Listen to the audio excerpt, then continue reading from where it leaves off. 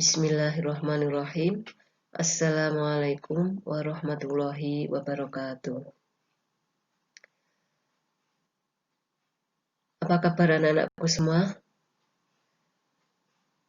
Ibu berharap anak-anakku semua pagi hari ini semuanya dalam keadaan sehat, tidak kurang suatu apapun. Alhamdulillahirrahmanirrahim. Pada kesempatan hari ini, pagi ini, kita masih diberi kesempatan oleh Allah Subhanahu wa Ta'ala untuk bisa bertemu, walaupun kita dalam jarak yang jauh, dalam rangka pembelajaran secara virtual. Semoga anak-anak masih tetap punya semangat untuk mengikuti kegiatan pembelajaran kita. Insya Allah dengan semangat akan memberikan jalan yang mudah bagi anak-anak semua untuk bisa menerima apa yang disampaikan oleh Bapak Ibu Guru nanti. Anak-anakku semua, pada pagi hari ini Ibu akan menyampaikan materi tentang iman kepada kitab-kitab Allah Subhanahu wa Ta'ala. Untuk mengawali pertemuan kita pagi hari ini, marilah bersama-sama kita lafalkan surat Fatihah. A'udzu billahi minasyaitonir rajim. Bismillahirrahmanirrahim. Alhamdulillahirabbil alamin. Ar-Rahmanir-Rahim. Maliki yaumiddin. Iyyaka na'budu wa iyyaka nasta'in. Ihdinas siratal mustaqim. Siratal ladzina an'amta 'alaihim ghairil maghdubi 'alaihim waladdallin. Amin. Terima kasih. Semoga dengan doa kita, Allah betul-betul memberikan kemudahan dan kelancaran bagi kita semua dalam rangka kita menuntut ilmu. Langsung saja anak-anak, seperti yang Ibu sampaikan, bahwa pagi hari ini kita akan bersama-sama membahas tentang iman kepada kitab-kitab Allah. Tujuan kita mempelajari materi ini yang pertama, agar anak-anak memahami apa arti iman kepada kitab Allah. Memahami atau mengerti, bisa mengidentifikasi kitab-kitab yang wajib kita imani, kemudian kitab itu diturunkan kepada Nabi siapa, kemudian kita bisa mempelajari, memahami dalil yang berkaitan dengan iman kepada kitab-kitab Allah Subhanahu wa Ta'ala. Salah satu kitab yang wajib kita imani itu adalah Al-Quran. Maka di sini nanti juga akan kita pelajari tentang apa itu Al-Quran, kemudian apa isi daripada kitab suci Al-Quran, kemudian kita bisa menunjukkan perilaku yang menggambarkan kecintaan kita kepada kitab suci Al-Quran, dan yang terakhir kita bisa mengambil hikmah dari kita mempelajari iman kepada kitab-kitab Allah. Langsung saja kita mulai dari pengertian iman kepada kitab Allah.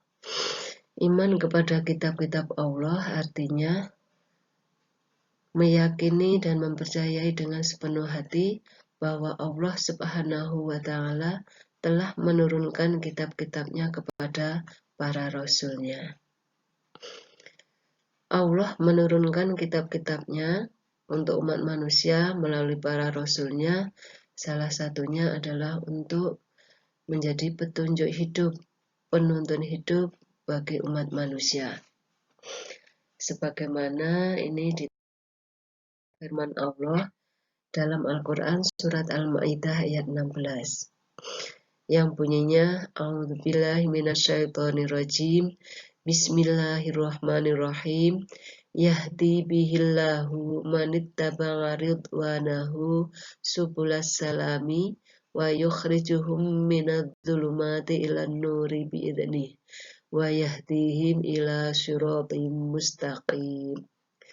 Artinya, dengan kitab itulah Allah memberi petunjuk kepada orang yang mengikuti keridhoannya ke jalan keselamatan.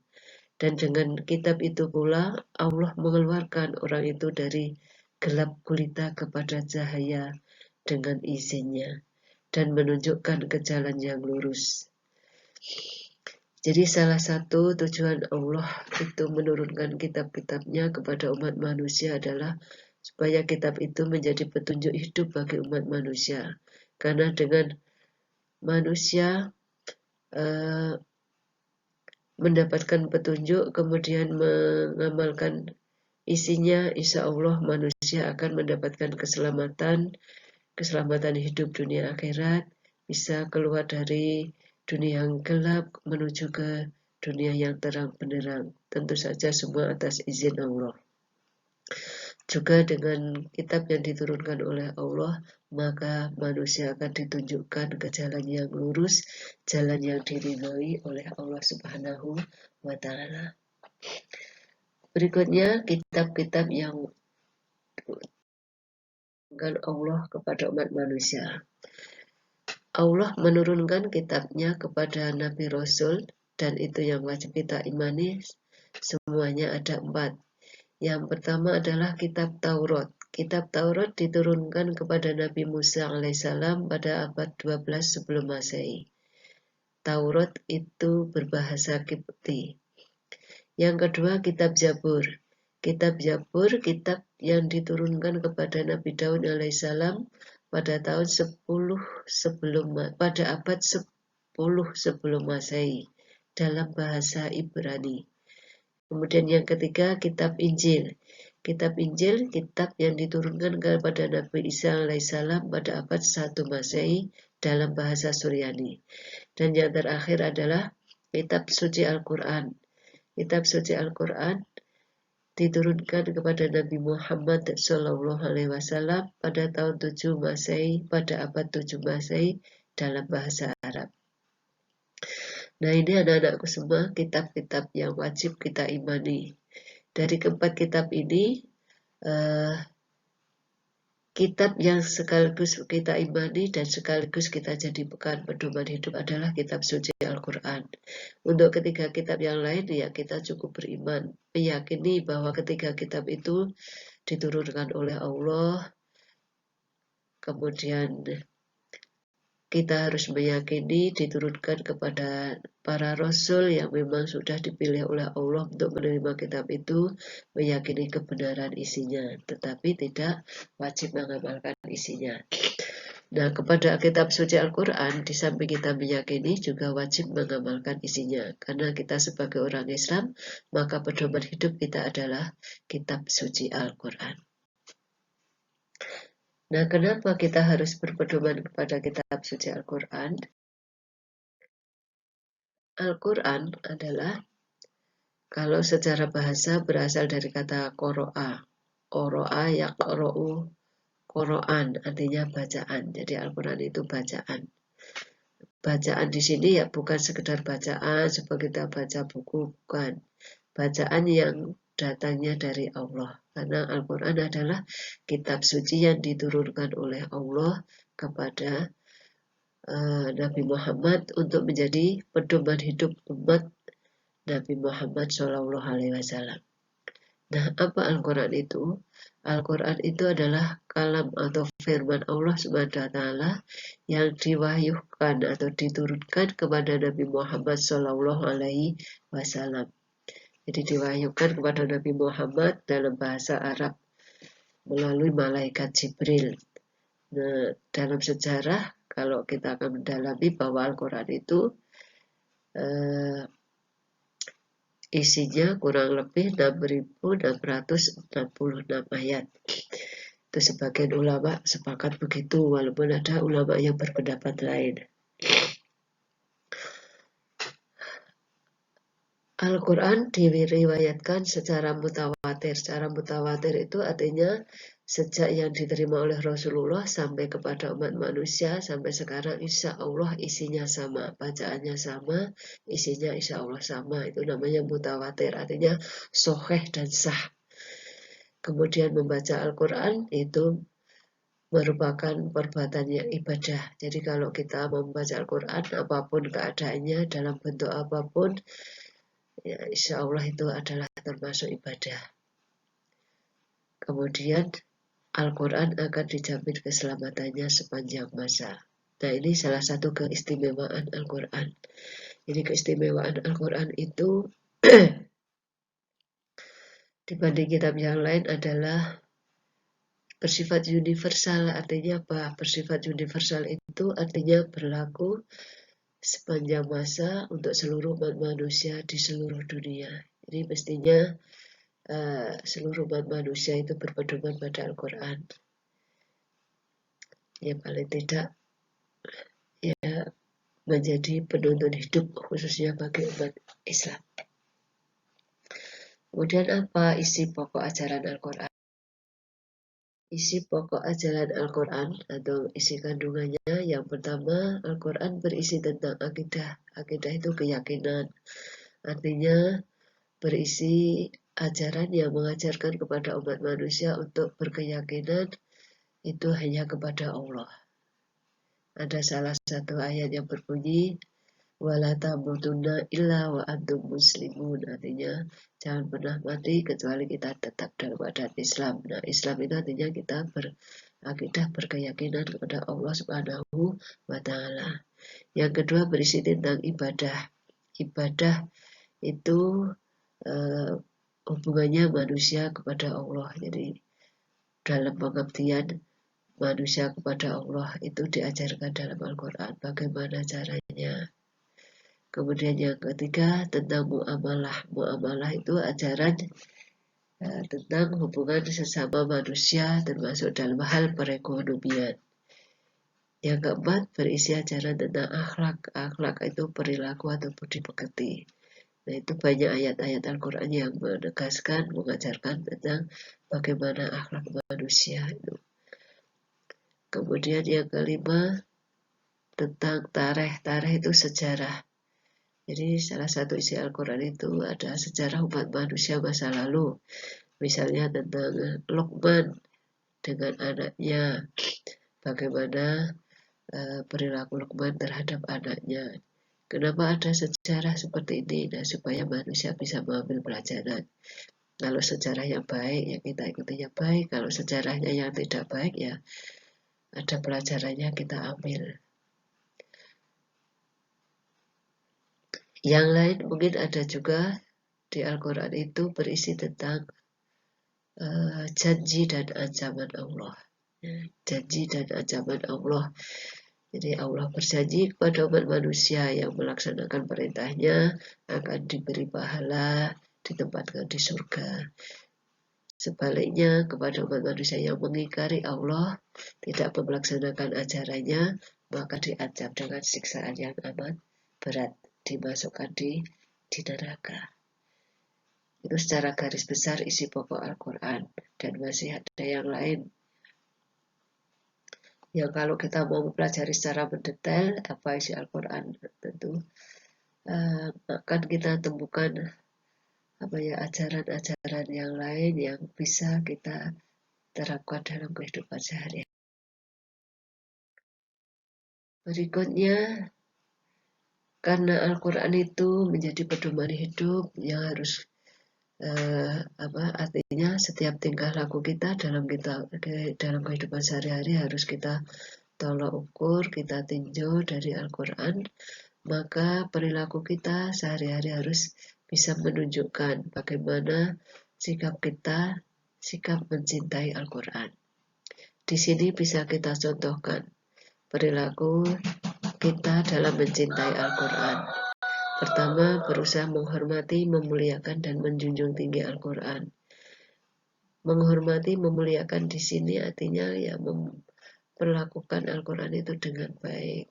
Jadi kalau kita mau menyimpannya di tempat yang baik, jangan ditaruh di tempat yang sembarangan.